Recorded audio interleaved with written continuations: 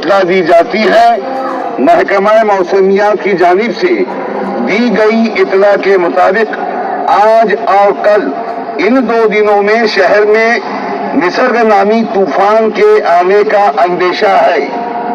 इस वजह से शदीद बारिश के साथ तूफानी हवाएं भी चलेगी। इसीलिए शहरियान अपने अपने घरों से बाहर ना निकले, अपने खुद की और घर के अफराद की हिफाजत करें। इसी तरह दरख्तों, बिजली के खंभे, बिजली के तार और पत्थरों के शीर के नीचे या आसपास न रुकें। अपने अपने घरों में महफूज रहें।